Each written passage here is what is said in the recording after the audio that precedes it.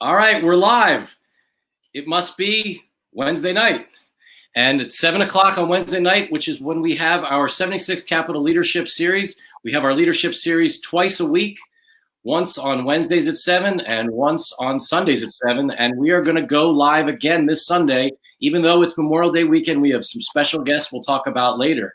But first, tonight, live on Facebook, on Twitter, on LinkedIn, and on YouTube, we have a really special guest who I've been waiting to have on the show, and now he's ready to go. My partner, John Powell. John, welcome to the 76 Capital Leadership Series. Wayne, thanks for inviting me. I am so excited to finally air the John and Wayne show live. We've been talking about this for 4+ years. When are we going to get on? It's awesome. It's finally happening. Yeah, it's really exciting. It's exciting to be on the show with you and have you here. And we have so many things that are happening right now at 76 Capital that I'm excited to talk with you about tonight. We made a big announcement today, which we're gonna talk about, and we're gonna actually bring on the special guest who we announced as our new partner to the business. So I'm really excited to bring on Mike Schreiber later on in the show. But first, this is your time. This is your time. This is where everyone's gonna get a chance to hear the John Powell story. And I'm excited to hear you talk about it tonight. So let's kick this off, John. I mean, why don't you share with everybody where you grew up and a little bit of your overall story? Well, first of all, I want to thank my sponsors, Diet Mountain Dew and Fiji Water. Okay. And it's about time we have some sponsors here. And then I want to do a shout out to the girls from Wisco that are all Taylor's girlfriends. So, hi, girls. So, yeah, I went to boarding school in Bucks County, a place called George School. It's a co-ed boarding school. And from there, in the summers, I would work landscaping and construction jobs in the different malls. And I graduated from the University of Colorado with a degree in skiing. I mean, liberal arts. And from there, we're going to get to that Aspen, And from there, I went to graduate school, University of Oregon. I got my master's in science there. I specialized in physical education and adaptive physical education. And while I was getting my master's degree in Eugene, Oregon, I was teaching elementary school, adaptive physical education, and regular education to elementary school students. Once I got my master's degree, I got laid off from the teaching position because of budget cuts. And I came back to Philadelphia and in 1982, at which time I was a trainer for the Philadelphia Eagles in 1982. I think that was Mike Quick's rookie year, the year that they went on strike. So it was only through, I guess, training camp, and then the season went on strike. And after that, my father, my brother, and I were able to, with some business partners, were able to acquire the rights to the USFL Philadelphia Stars football team, where we developed a spring football league with our partners, Miles Tannenbaum and Harold Schaefer. We brought in a coach called Jim Mortar, and everybody knows Jim Mortar from his days at the Saints and the Colts. We were very successful. We went to the championship 3 years in a row. I ended up being a trainer for this. Actually, when I was a trainer with the Eagles, I worked under a superstar called Otho Davis. He's a legend in the training world. And then when I went over to when we started the Stars, I worked as a trainer for the Stars under Dave Price, who worked under Otho Davis at the Eagles for the first year. I got to interrupt you. I mean, so we got the picture on the screen right now of the Philadelphia Stars, and I see some pretty interesting people in this picture. My father's one of them. You have Carl Peterson. So your dad's next to Carl. Your dad's wearing the tan suit next to Carl Peterson, right? And then you have Carl Peterson. You have Jim Mortar. You have Miles Tannenbaum and Harold Schaefer. You have Sean Landetta on the bottom. You have Chuck. Oh, there he is. Yep, you got Chuck Fusina there. You got Bart Oates, and you got Sam Mills on the other side. I think he was number 54, famous Sam Mills. He played for the Saints. And it was a great experience. The second The second 2 years of the Stars' existence, I worked in the front office. I worked in the ticket office under the famous Leo Carlin, who was the ticket manager for the Eagles for probably 30 years. And we recruited him to take over the responsibilities at the Stars. So I was really fortunate to work with Leo Carlin, one of the true gentlemen in sports. So that was really exciting. We had a lot of fun. We went to the championship game 3 years in a row. The first year we lost to the Carolina Panthers in Denver. The second 2 years we won the championship. The second year was the Philadelphia Stars, and the third season was really the Baltimore Stars. We moved to Maryland. We played at the Maryland Stadium because we thought there was an opportunity for us to possibly get an NFL franchise due to the Colts leaving in the middle of the night. Well, however, look, it wouldn't be a 76 Capital Leadership Series if we didn't talk about the University of Maryland, right? That's right. So, I mean, you do have, an alum living with you, right? Yes, my wife is a University of Maryland alumnus, so yes. And here's a picture, right? It looks like this picture is probably from Bird Stadium, which was called back in the day. And your Philadelphia Stars became the Baltimore Stars back in 1985, and we're the league champions. Pretty amazing. Yeah, we really had a rough year. As you see, we had 7 losses, and that was unusual because the first 2 years, I think we had 3 losses and 2 losses, and this was a unique season for us. But when we got into the playoffs, we ran right through the playoffs and won the championship. It was very, very exciting. What was really cool about this is that my parents were really involved. My mom knew nothing about professional football, so I bought her the NFL Illustrated Playbook, and she read that. She would go to the games, and they became real football fans. They went to every home game. They went to every away game, and it was just a wonderful experience. So when that closed, when the league shut down, 1985, I spent some time. I went to Kravco, which was our family business, and I started doing office leasing in Philadelphia, Denver, Chicago, and Norfolk, Virginia, where we had properties. And I would go to those places and quarterback the leasing effort by the local brokers there, and that was my responsibility. So I did that for several years, and then I decided that I wanted to do my own thing. I went out on my own and built flex office buildings in South Jersey, and got a lot of experience doing that. And then I'm going to say, this sounds like you've done a lot. I mean, you're a young guy. This is a long story. I mean, we haven't even gotten to the best part of the story yet. I mean, which is obviously 76 Capital, but a few other things did happen. But you did amazing things. But again, I just want to welcome in the audience. We have an incredible audience tonight. I see so many friends of ours, whether it's Sherry Collins, I see Robert Mims, Michael Busler, Phil Burkett, Steve Rosenberg. I mean, we got a great list of people watching you to hear the John Powell story tonight on our 76 Capital Leadership Series. So really excited to have you and be able to share all the things that you're doing. And I think you're about to get to an interesting part of not only your story, but your overall family story as well. Yeah. So, I was doing my own thing, building these flex warehouse buildings, and really my father made me an offer I couldn't refuse. He wanted me to come back and work at Kravco, work with the executive team there. I was part of the executive team there, and I was really, I worked in the management department. I worked in new business, and I worked in investor relations. So, between the landscaping, the construction, all this, I really had a good feel for what was going on at Kravco. And in 1995 was really when we did a major expansion at King of Prussia with Neiman Marcus, Nordstrom's, and Lord & Taylor. And we became the largest shopping center in the country. There was close to 3 million square feet of retail space. So it was huge. And it was exciting to be around. Obviously, bringing those 3 major retailers to Philadelphia was really exciting for the Philadelphia area. People no longer had to go to New York and shop. They can go to King of Prussia and shop at Neiman Marcus. And really, it was the crown jewel for us over the years. We did 8 renovations there. My father bought the ground with his partner in 1959, and 8 renovations later, it was an amazing project. It was world class. everybody knew about King of Prussia, and to be able to work on that project was very exciting. And in 2003, we decided that we wanted to bring a partner in, and we brought Simon Property Group in.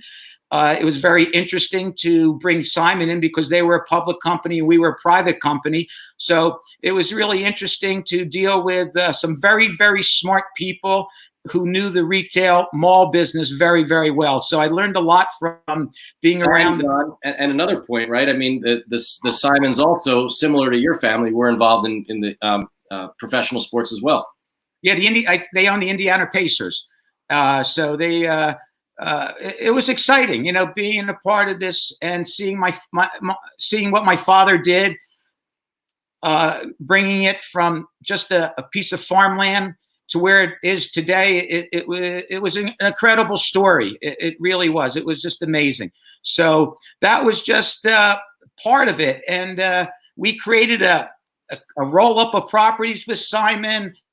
We partnered in the management, and that's when I became the president of Craftco Simon Company, and I was responsible for our whole portfolio, which was what I was doing really before. But just the experience of dealing with a public company and really smart people was a wonderful experience. And it's just an incredible story, not only just a success story in Philadelphia, but really a national and global story of how you and your family were able to, transform shopping centers into shopping malls. And then you also got to see something really fascinating around how you also got to see some of the digital transformation and things that were happening around e-commerce. And you really shaped some of your thoughts and how you ran the mall and how you thought about kind of what was going to happen next because of some of the things that you got to see. Well, we were innovators back then, right? When we started early in the mall business, we talked about food courts. We brought food courts to shopping. We brought RMU, retail merchandising units that you see in the common area of the malls. We learned to buy electricity wholesale and sell it to the tenants at a retail rate. So we were very innovative at that time. And it was really a great thing to see. And the last few years of working with Simon, it was really challenging because e-commerce really played a big part in what was happening in the retail world. So I spent a lot of time thinking about how do you embrace e-commerce with the brick and mortar world?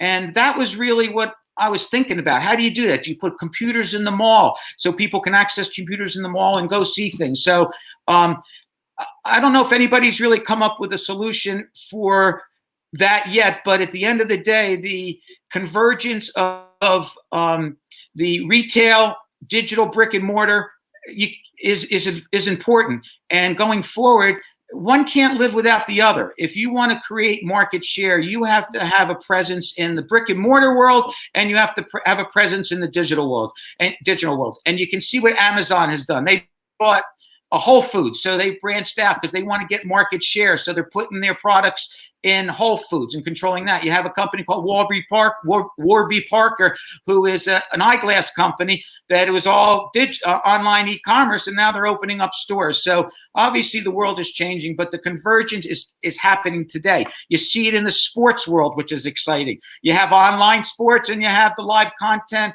of being in the stadium. So the world is it's all consolidating, and everything fits together like a big puzzle. So it's really before we go all the way there, and we go to the very sort of where we are today. While you were running the malls, and while you were doing all these amazing, innovative things in the retail industry, you also were doing something else on the side, and it wasn't just a little thing on the side. I don't think a lot of people know what an incredible athlete that you are, that you were and still are, and the things that you accomplished in your, in the athletic side of things. So, and I'd love to hear how you actually decided to become you just decided that you're going to be an amazing athlete, and you just went and did it. So how did that whole story come about? Well, I was always into sports from being a little kid. Always played outside, basketball, little league, tennis, soccer, skiing. And it really comes down to a story where I was out skiing in Jackson Hole with my daughter and a couple friends, and I tore my ACL. So when I came back, I had ACL reconstructive surgery. And as part of the rehab of that, I was sort of sitting at my friend's pool and I saw him swim, and I said, "Hey, what are you doing?" He said, "I'm going to do a triathlon." I said, "What's a triathlon?" He said, "Well, you swim, you bike, you run." I said, "Well, I can do all that. Let's go." So the next day, or 2 days later, I went to New York. I went up to Conrad's in Tudor City and bought a custom-made bicycle, and then I was off from there. So I hired a coach, and I became enamored and addicted to the exercise. And part of the exercise was I had to have a goal. So the goal was to race. And so I did short sprints, Olympic sprints. I did half Ironmans, and then I graduated up to the full Ironmans. And then I graduated up to the Ultramans. And then I did an ultra bike ride called the Furnace Creek 508, which is called the toughest 48 hours in sports.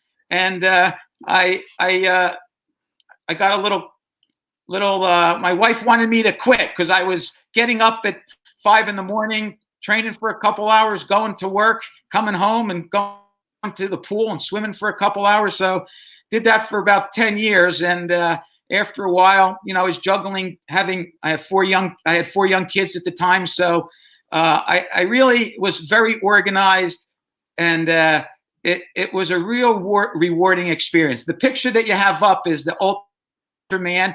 This is the 3rd day of the Ultraman event. Ultraman was a 3-day event. The first day you swim 6.2 miles and you bike 90 miles. You go completely around the island of Hawaii. So the first night, after the first night, we slept in a little town called, I think, Volcano Village or whatever it is, where the volcanoes are on the island of Hawaii. The next day I got up and I biked 74 miles to Hawaii, went to bed, and next day I got up and I ran 52.4 miles down the Queen K Highway all the way to the Kona Beach here. And you could see it took me 11 hours and 5 minutes to run the 52 miles plus. And it was just the most rewarding experience that I've ever accomplished. So I thought I was retired after that one, and then I sort of got the itch to do a bike ride with my friend, and then we ended up doing Furnace Creek 508, which is a 508-mile bike ride through. It started at Santa Clarita, California, which is about 40 miles north of LAX, and we went through the Mojave Desert. We went through Death Valley, nonstop, no stopping. You had to finish in 48 hours or you were disqualified. So we're riding through the night.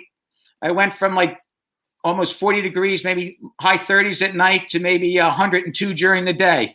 It was really an experience. And it was, when I think back on it, I just can't believe I did it. But I'm getting the itch to do another one for some reason. I don't know why, but it was really rewarding.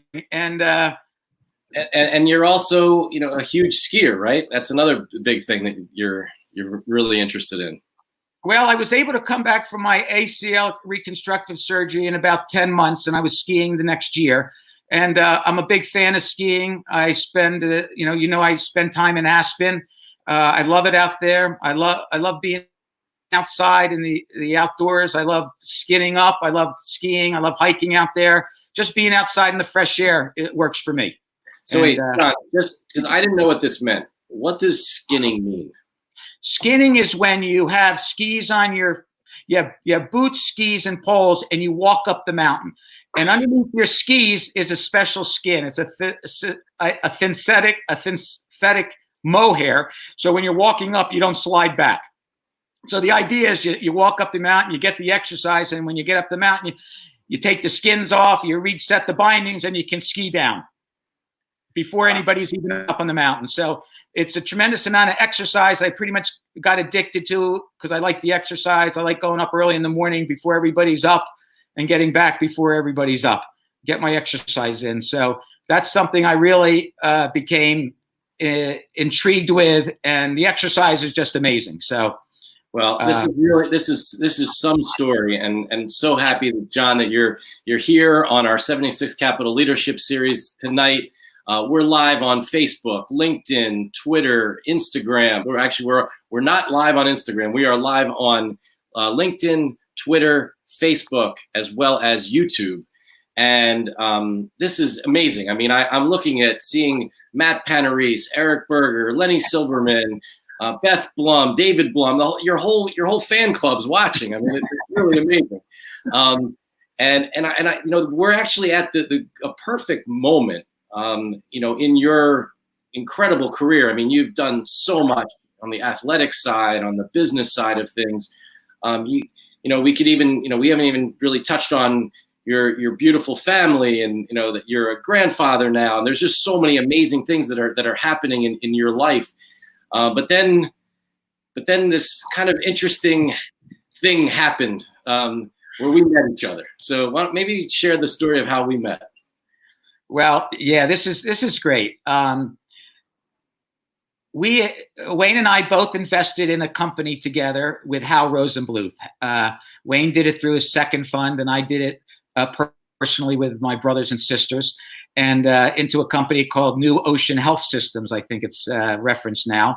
And Hal had a retreat for the 10 or so investors in his ranch in North Carolina. And this was one of the coolest experience that I think I've ever had. Jill and I went there, and it was a whole city slicker experience where we went to Hal's ranch. We horseback rode every day for a couple hours, first 2 or 3 days. We had business meetings. We had a hoedown at the bar, at their barn with a band, and all people came from 200 miles away. There were a couple hundred people at Hal's ranch for this hoedown, and it was amazing. And the third or fourth day, we did a cattle drive. We rustled up 80 cows, 80 calves, separated them, and then we were inoculating them, castrating them, and branding them. And in between, having moonshine that was homemade. It was the most incredible experience, and that's where I met Wayne. And Wayne and I. One of the craziest things, John, was in the middle of all this. We're out in the middle of North Dakota, out in the middle of absolutely nowhere.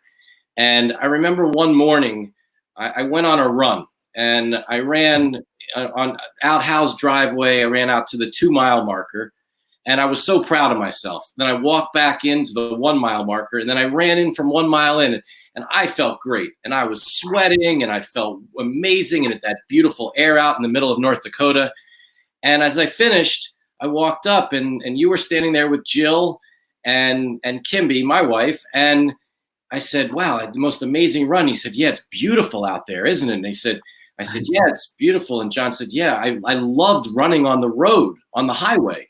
I said, the highway's past like the 4-mile mark." He's like, "Yeah, I ran on the highway for like a half hour out there, and then came back." I'm like, "Wow, that's a long run." He's like, "Yeah, not too bad. It's pretty easy."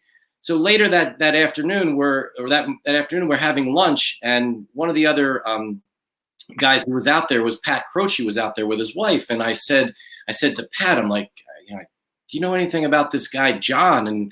And John overheard me say this. He's like, he started telling us that he was an Iron Man now, or I'm sorry, an Ultraman. I didn't even know what an Ultraman was. I'd only heard Iron Man. Now, and then Pat was like, "No, do you understand?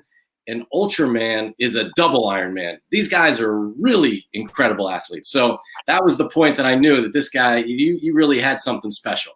And triple Ironmans in some. So incredible, absolutely incredible. And then Wayne and I connected, and I was really fascinated with what Wayne was doing in the venture capital world. And as a family, we've invested in one-off type of deals, whether they were a parking company, whether it was a medical device, a pillow device, vending machines, whatever it is. But we really never had any structure to it. It was just that somebody would come to us with an idea, and we would say, "Yeah, sure, let's diversify our portfolio." So, but when I heard what Wayne was doing, I wanted to learn more. We spent time together. Our family spent time together, and I really was intrigued because at that time I was sort of looking for a new career.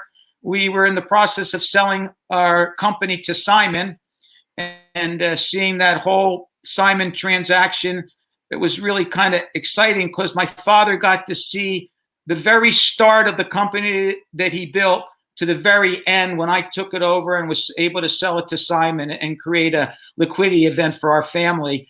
And for him to see it all full circle was just an incredible experience for me. Especially, I had the opportunity to work with my father for maybe 20 years at that. And that was really what made it for me and the excitement. So that's how we met, Wayne. We met.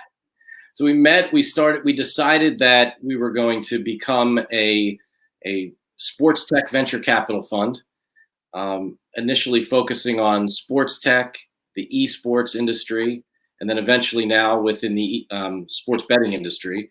And we've had an opportunity to invest in some incredible entrepreneurs. We always like to talk about our philosophy of working with smart and nice entrepreneurs who want to do really big things and change the world. And I know that you have some stories or maybe even some special things you want to share about some of the companies that we've invested in, or at least show something about them in some way. Well, I'm going to talk about Nerd Street for the first part, okay? So Wayne has his hats, I have my shirts. So this is Nerd Street. We had the opportunity to connect with John Fazio, the CEO of Nerd Street. And our first interaction with him was to bring him down to one of our malls to see if we could create some kind of little league for esports in the malls where we could run these programs and these games in the mall. And then, John Fazio was very familiar with the malls. His father was the manager at Montgomery Mall, one of our malls, and for Simon.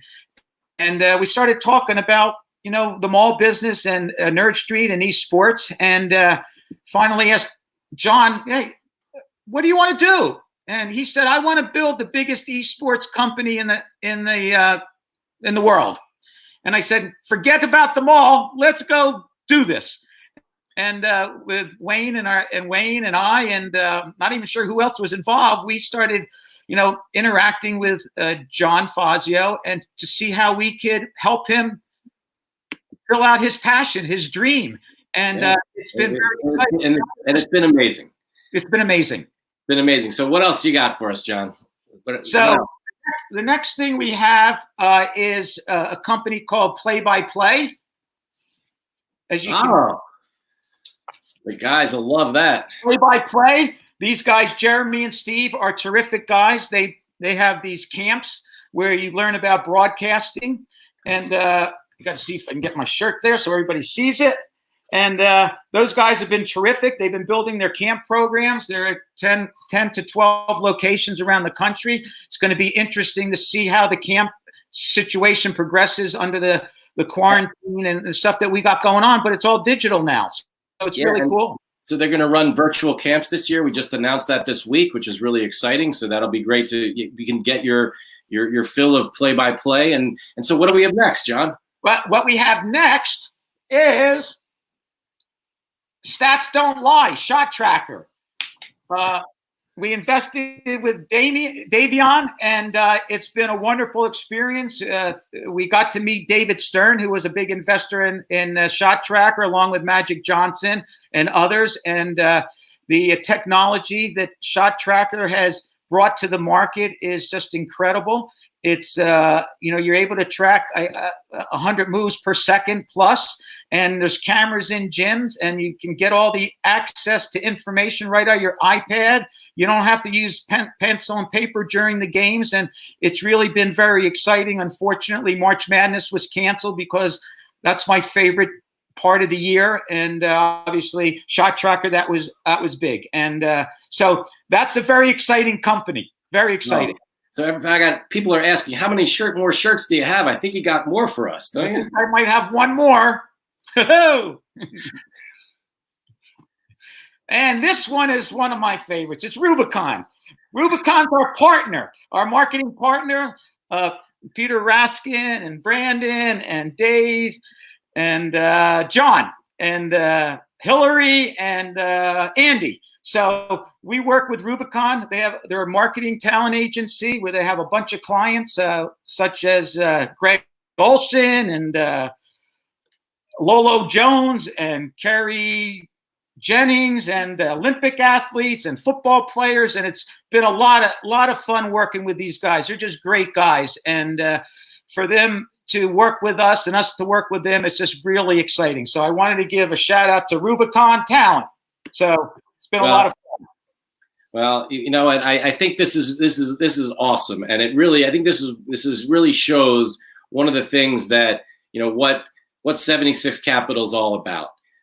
What you and Chad and myself have really been able to put together and build a team. We've got a great team of people. We have fun. We work extremely hard. We work extremely hard for our companies. We as you can see, I mean, we love our companies. We are you know, the entrepreneurs that we invest in are amazing. We've had an opportunity on our 76 Capital Leadership Series to interview a number of our CEOs, and we're going to continue to do that. And this weekend, you had the play-by-play shirt on. We're going to be on Sunday night. We're going to have Stephen Goldstein and Jeremy Treatman, the founders and guys who run play-by-play sports broadcasting camps. They'll be on. And then this is really going to be exciting. But at this time, John, wait. One thing I really want to say that's been very exciting for me is that my son Scott has been working at 76 Capital for over a year now, and it's like I was working with my dad, and now I get to work with my son, and I've been so impressed with Scott and his ability to analyze deals, his knowledge of the sports betting industry, and his knowledge in sports. He's got his master's in sports management, and he knows a lot about sports. And I'm learning a lot from him every day. So I'm so proud of him, and the ability to work with him on a day in, day out basis has been really, really great. And I'm really proud of him and what he's accomplished. So that's been one of the highlights for me, working with you and Chad and all the others at 76 Capital. Absolutely. I want to get that in. Yeah, well, first of all, I mean, I think it's an important part of our business. I mean, look, we see over 150 different opportunities a month, and Scott is running our investment team and making sure that we, you know, everything that happens, you know, that that's what it's all about. That's our currency, those opportunities, those entrepreneurs, and he's been doing a really nice job of doing that, working and making all that happen for us. So, you know, as I was saying, you know, this is really an exciting time as we talked about our team. But today we made an announcement where we actually have been we decided to add to our team. And this is just a really exciting addition to what we've been able to build here at 76 Capital. We've brought on a new partner. His name is Mike Schreiber, and we're going to bring him on as our special guest to the show. So here he is. Mike, welcome to the team. Thank you. Thanks for having me. Absolutely. We're really excited to have you. Yeah, excited to be here. I'm going to start taking off some clothes here. I forgot to tell you about that part. Yeah. I didn't get the T-shirts, and you know, so I'm going to keep this on if that's okay with everybody. Absolutely. And so Mike Schreiber joins us from, you know, spending time after, and I want to hear the Mike Schreiber story, and John and I are excited to, you know, talk with you to hear your whole story and share that with, you know, we have a great audience out there tonight, and looking forward to sharing everything. So Mike, you know, from a professional side, comes from NBC, NBC Universal, Comcast, and most recently Altice. And I'd love to, you know, and you have an incredible media background, really understand the world of how digital and, you know, and how the digital world is really getting involved not only in the media world, but media side of things, but also from a sports side of things. And we're excited to have you as part of the team. But before we get started on sort of the nuts and bolts of business stuff, love to hear your story, where you grew up and hear some of the things that, you know, you've done up until your business career started. Sure. Well, because everything 76 Capital goes back to Maryland, so that's where I was. So I grew up in Baltimore. Was a Terps fan growing up. My father went to the University of Maryland, so I was definitely a Terps fan. but grew up as an Oriole and Baltimore Colt fan. Actually, all my Halloween pictures as a kid, I was dressed up as a Baltimore Colt. So we had season tickets. My grandfather did, actually. My grandfather, my father, and I would go to the games on Sundays. And then, as John mentioned, middle of the night in 1985, they disappeared. So it was a crazy time for a 10-year-old. But I did go actually to the one season of the Baltimore Stars. I did go to one game at College Park in that one season they had in Maryland. So I supported the Powell family in their endeavor with the Baltimore Stars. But I think I told you I got run over by Mike Rozier on the sideline down there that game. Definitely. So John mentioned he went to a co-ed boarding school. I went to a single-sex high school. So I feel, like I missed out on something, John. You emphasized the co-ed. But I went to a high school called Boys Latin. It was all guys. And then after that, I went to University of Virginia. So kind of tested my allegiance to the Terps. And there you can see a picture of the Cavaliers back in the day with Ralph Sampson, who actually I got a chance to meet and spend some time with during the 76 Capital Innovation Conference in November of last year. And he's one of the partners in the Athlete Venture Group that 76 Capital has. I'm from my UVA experience was amazing. I mean, I still am sort of drinking the Kool-Aid when it comes to both the school and the athletics program. Obviously, they were able to get back-to-back basketball champions, I think is how everybody says it now, because if they don't have an NCAA tournament, then the team that won it last year, I think, gets another championship is what I've been told.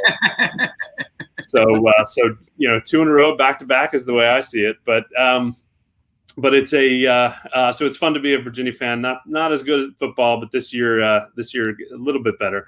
And then I also actually have a master's degree from Northwestern. So a little bit of ACC, a little bit of Big Ten. But then after that, as Wayne mentioned, I spent most of my career in media. So worked for NBC Universal for about 10 years, actually had a really fun ride there. Most of the years I was there were sort of through the digital transformation years. And I led a lot of that through my time at NBC Universal. So a lot of the first deals that we did with iTunes and Amazon and Netflix were all done via my team at NBC Universal. So really fun transformational years. We also out of our team. Can I ask you a question on that? I think this is really this is really interesting. And again, John and I and Chad and the rest of the team, we're really excited to have you as a new partner with us at 76 Capital. What was that like back in the day? I mean, we're sitting here now in the middle of this terrible, pandemic, and we're all at home and we're watching Netflix and all the things that you were just talking about. Like, what was it like actually starting those things? Did people actually at NBC really believe that this could work, or was it you were like kind of like a science project at first? Yeah, it's interesting. The problem was it was disrupting. Most of those businesses were disrupting traditional media. So if you wanted to put a TV show on a mobile phone, back then they were flip phones, that you would get pushback from the departments, from all the other departments and all the other parts of the value chain, because it would be disruptive to their business to try to change the model. Not only that, but the value chain in the media industry goes all the way down from the distributor to the producer to the studio to the talent to the writers in sports to the teams to the athletes. So you need to rework everything to take into account all the new technology. So it was pretty, it was definitely a sort of a hard slog to get everybody engaged with the model. So you had to take little swings here and there, and that's what we did as the group, the new formed group called Digital Distribution inside of the company, which basically went out and took these little swings and tried to get some momentum. And a good example of that actually is an interesting one. When iTunes came out with their store to sell episodes, if you remember, for $1.99, you can buy a TV episode This was in sort of 2006. So now about 14 years ago, but you could buy an episode for TV. We ended up doing one of the first deals with iTunes, and we put the TV show The Office up in its first season. And its first season actually did not do very well on air. It actually did, it was not considered a success in its first season. And then we put these episodes up on iTunes, and they performed extremely well. And back then you have 22 episodes a season. We were clearing multi-$100,000 an episode in people buying Office episodes, but not that many people were watching on air. So you started to see these kind of data points where you saw something happening, something really interesting, sort of telling you what the future was going to look like at the time, where you still had to break down a lot of barriers in the entertainment industry to make it all happen. I can see James, our chief of staff at 76 Capital, smiling because he's a huge Office fan, and so is my son Hunter. They love it. So thank you for putting that on the air for those guys. Yeah, it helped save the show. Actually, that revenue, greenlit the second season. So it was interesting. But and so after NBC. NBC was bought by Comcast, and then what happened?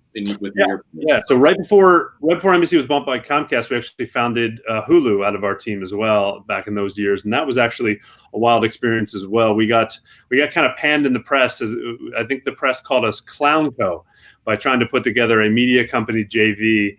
And because most of the media company JVs in the history of media company JVs didn't do so well. So, but we found a great CEO to run it after we founded it, and Jason Kilar, who's now actually the head, just became the CEO of Warner Brothers, Warner Media. Great guy, and really took the product to the next level. But after Comcast bought NBC Universal, we had a sort of a reshuffling of talent. A lot of the Comcast executives sort of came up to this big shiny object in New York, being NBC Universal, and I got the call to go to the dark side. So I got the call to come to the mothership and come down to the cable company, because what we were trying to do at the cable company at the time was transform our traditional cable business on a set-top box in your living room to be able to watch everything on a phone. And that's basically what I did at NBC Universal the bunch of years before that. So took that challenge down at Comcast and moved down to Philadelphia, and we did that. So now, your experience on Comcast, you can watch every sporting event, every movie, every TV show on your phone now through the X1 experience on your phone.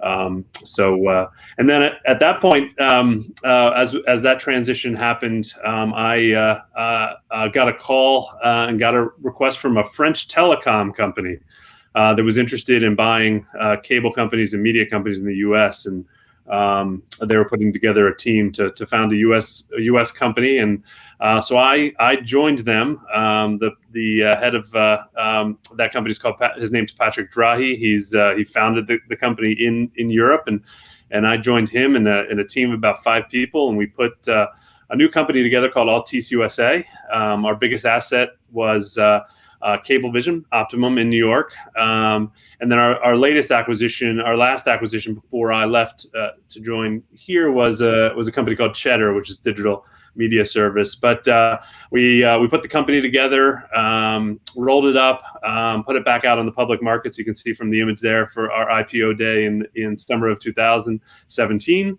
And it was the largest telecom IPO since 2000. So we were proud of that achievement. And so 4-year run with them, built the company in the U.S. and have just left earlier this year to join up with you guys. And I don't have a great castration story about how we met. I don't know if I can compete with that. I mean, that's tough. Really tough, but we did meet through a mutual friend a bunch of years ago, and we've kept in touch. And once I was decided I was going to come out of the Altice experience after we had a nice exit there, it made sense to reconnect, and here we are. So I feel like utilizing my talents in the media space and my experiences and network make a lot of sense for us. And yeah, absolutely, Mike. I mean, again, I just want to, welcome all the different people who've come onto the stream to watch our 76 Capital Leadership Series. We are so happy. John and I are so happy to welcome Mike Schreiber as a new partner at 76 Capital. This is a picture of his beautiful family. The interesting thing is that's where we actually were in the kitchen at Kevin Smith's house, who was one of your fellow workers at Comcast. And I think I was talking to your wife, Lisa, and then I introduced her to my wife, Kimby, and they started talking, then we started talking, and it was just it was a great time to meet. And the interesting thing about the whole story, I remember that afternoon we were at Kevin's house. The only reason I ever met Kevin was through Steve Pressman, and Steve Pressman was an accountant of ours that we got to know over the years, and then became the accountant for 76 Capital. He also had been working with Kevin. He said, Kevin's a great guy. You should meet Kevin. I ended up going to the party, meeting you and Lisa and your kids. And, as we said, we stayed in touch. And, then we kind of just had that, had breakfast late last year. And you shared with me that you were thinking about making a move, and here we are. And it's really exciting. It's exciting because, everything that we do at 76 Capital from an investment perspective, investing in sports tech companies, esports companies, sports betting businesses, the one common thread that goes through all of those businesses is the media side of things. Yeah. And, we're really excited to have a media expert alongside of us as we continue to build all the things that we're doing here at 76 Capital, and all those companies that John was taking his shirt off. One of those companies is really excited to spend some time with you.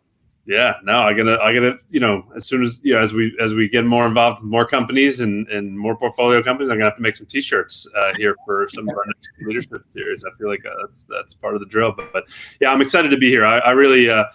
What you guys have built is amazing, and I'm happy to be a part of it and join you guys and continue the trajectory. I think one of the most amazing things about this space is that sports is changing. Sports is evolving. It's converging with media. It's becoming more data centric. It's becoming more player centric. It's becoming more personalized and customized. We get to be part of that evolution, and we get to support great entrepreneurs in their endeavors to support all those changes. So it's exciting. It's fun, and I'm excited to be a part. Yeah, and a number of our companies today. John had the play-by-play sports broadcasting shirt on, so that's involved in the media space. We have VSiN, which is our sports betting network, which in Las Vegas, run by Brian Musburger and the team, and was founded by Brian's uncle, Brent Musburger.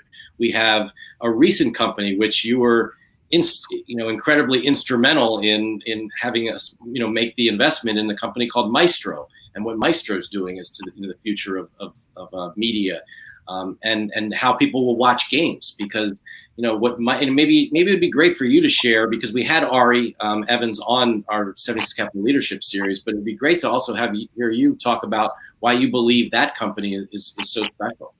Yeah.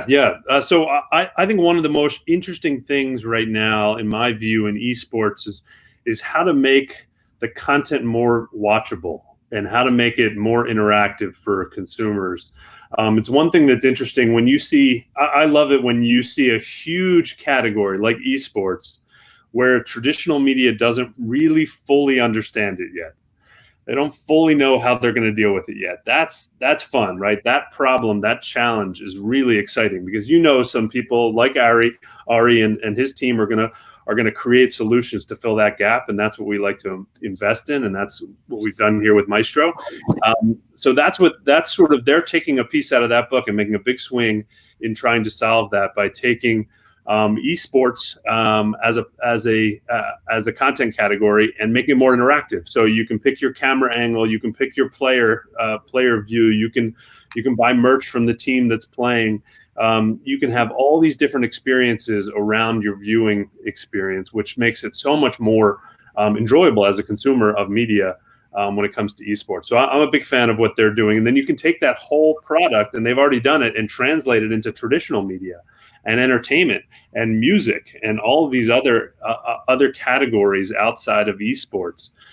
So it's really set up for, I think, explosive growth over the long term here. And they started with that specific challenge of driving more engaging viewership of esports.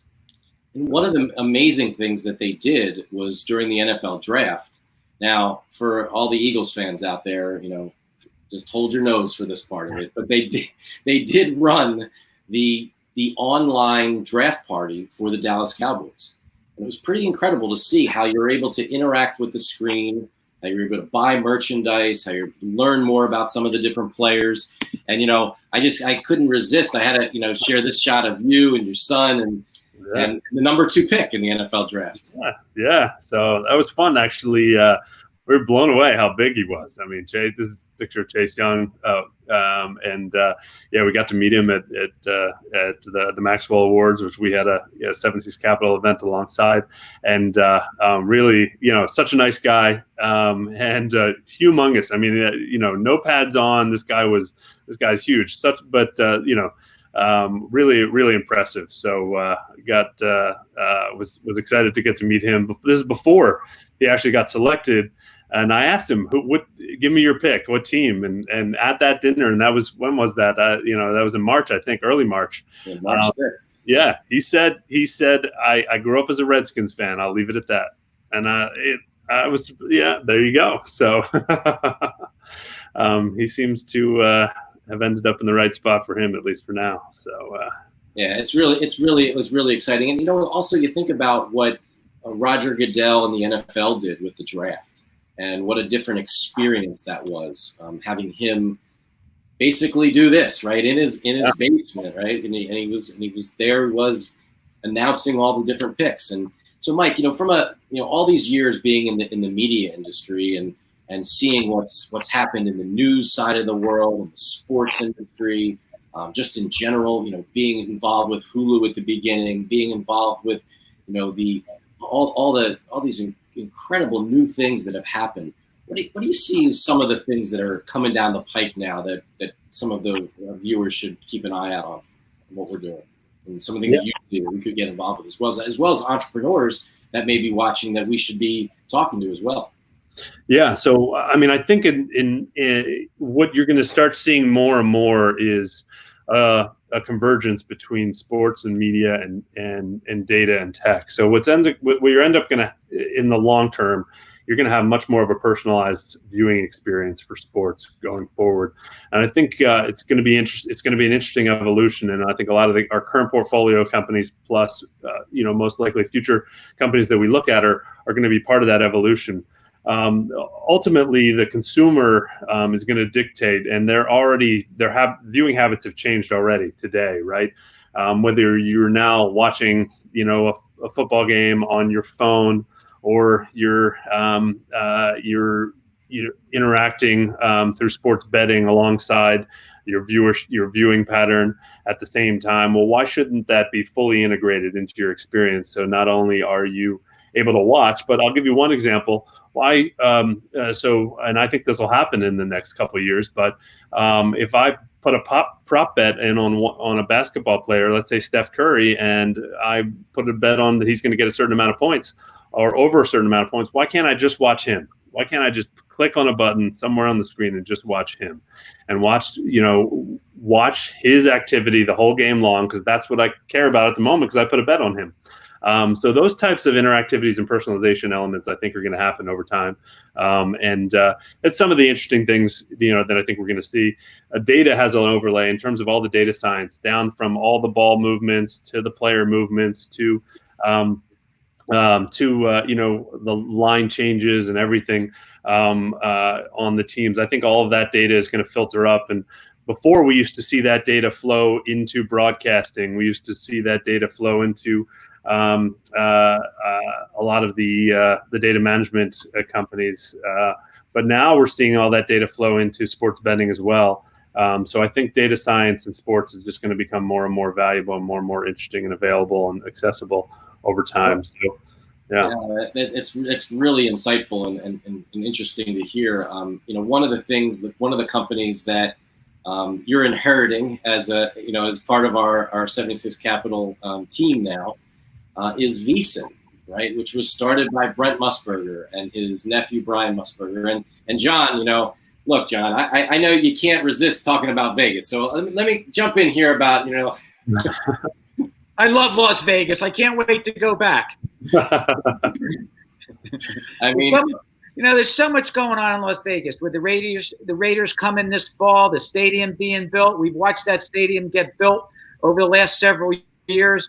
There's just so much excitement going on there in the sports betting world, in the integrity world. Matt Holt, he's terrific with the integrity and the educational program that he put together. There's so much going on in Las Vegas, and there's really, if you're in the sports betting world, Las Vegas is where it's at. That's where everybody is. That's where all the people that set the lines and know what's going on, and it's just so exciting to be there. I can't wait to go back. When are we going? Yeah, and let's go. I think we probably have to drive, but let's go. The one thing that's amazing about VSiN, not only is the team, Brian and team are just knocking it out, but I got to take a look at it from a TV perspective and seeing some of the ratings they're putting up on air. As a sort of an ex-TV guy, I mean, those are really impressive numbers.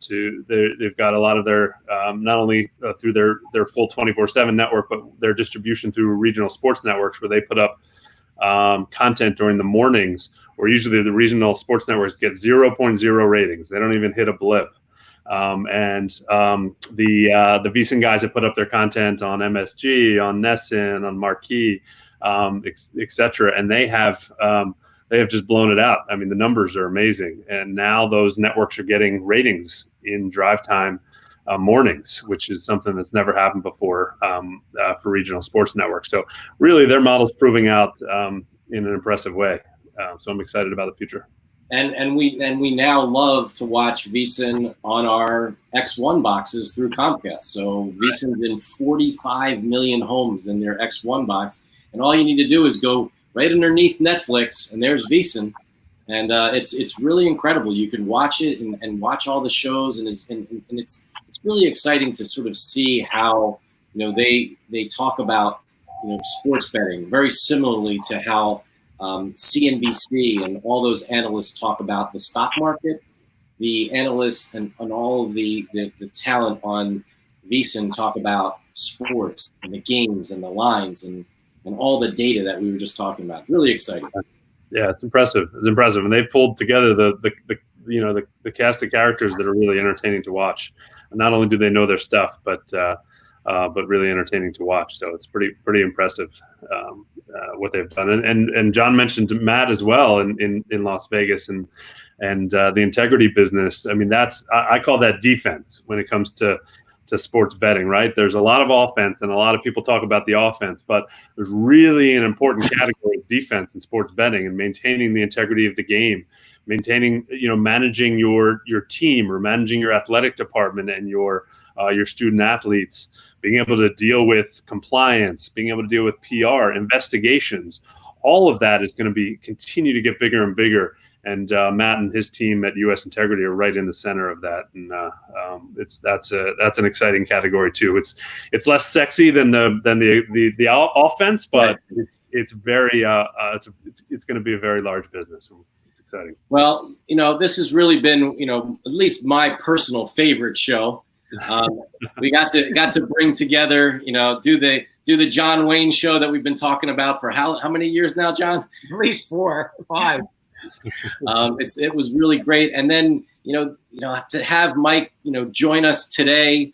We made the announcement today to the public that bringing on Mike as a new partner of ours it's really exciting. All we need to have is Chad in the middle of the screen, and you have the whole management team here of 76 Capital. But we'll do that another time. But this is just really been a really fun episode of our 76 Capital Leadership Series. John, your stories and the family history from your dad to you, and now having Scott in the business is just absolutely amazing and exciting. But what's crazy? We're not even close to being done. We have so many exciting things that we're doing right now, and we have a beginning here with Mike joining us and really helping us continue to build on all the things that we're doing, and our belief that, as we like to say, this is this incredible time with sports. It's this grand awakening of sports. Sports are now becoming the biggest thing that it's happening out there, even in the time when live sports isn't being played. What do people want to do? They're still trying to work out. Look at Peloton, worth $13 billion. That's really fascinating to what's happening in the fitness side of the world. And we recently all just made an investment in Forte Fitness, which is specifically right in there in the industry around the fitness side of things and how tech's getting involved in business. And then you have the side of things where people just want to go out and play sports. We're just really excited. And we're going to be watching a lot of sports, and sports are coming back big time. And this is a great time for all of us at 76 Capital. I want to wrap it up again. I want to thank John Powell, my partner at 76 Capital, my new partner, Mike Schreiber, for joining us on our 76 Capital Leadership Series. Thank you so much. And one last thing, we're back. We're going to be back live next Sunday at 7 o'clock, or this coming Sunday at 7 o'clock, with Stephen Goldstein, Jeremy Treatman, and the play-by-play broadcasting camps. They'll be talking about what they're doing with their virtual camps. So good night for now. Thanks, everybody, for watching. Good night, everybody. Everybody. Bye-bye.